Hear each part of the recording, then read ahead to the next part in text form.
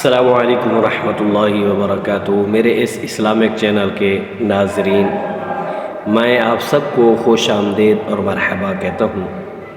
اللہ پاک آپ سب کو سلامت رکھے، خوش رکھے۔ آج ہم انشاءاللہ عز و جل یہ حدیث پڑھیں گے رزق کے ذرائع۔ یہ حدیث سماعت فرمائیں۔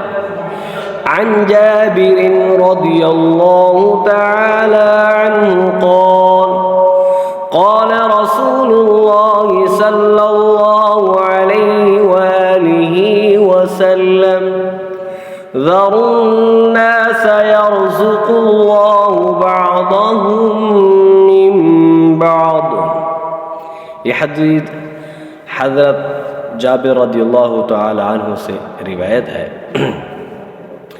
فرماتے ہیں رسول اللہ صلی اللہ علیہ وآلہ وسلم نے ارشاد فرمایا، لوگوں کو چھوڑ دو، اللہ تعالیٰ بعض کو بعض کے ذریعے رزق دیتا ہے۔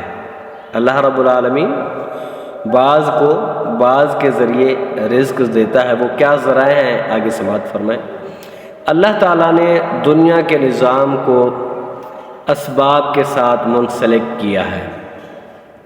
سب سے بڑی بات یہ ہے کہ تمام انسانوں کا رزق ایک دوسرے سے جڑا ہوا ہے، لہذا اگر کسی کا رزق آپ سے جڑا ہوا ہے تو اس سے تعلقات خوش اسلوبی سے نبھائیے، کیونکہ بہت سارے لوگوں کے ساتھ آپ کا رزق بھی جڑا ہوا ہے۔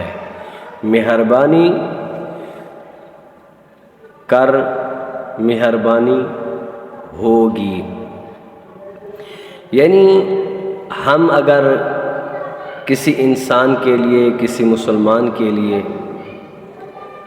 کچھ بندوبست کرتے ہیں، اس کو کچھ دیتے ہیں، تو ہمارا اس کو دینا یہ ہمارے رزق میں برکت کا سبب ہے۔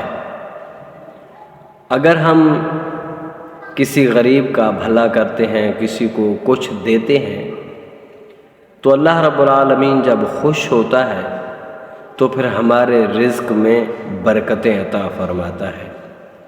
ہم اگر کسی کو خوش کریں گے، اللہ رب العالمین ہم کو خوش کرے گا۔ اگر یہ حدیث اچھی لگے ضرور سبسکرائب کریں، شیئر کریں اور لائک کریں۔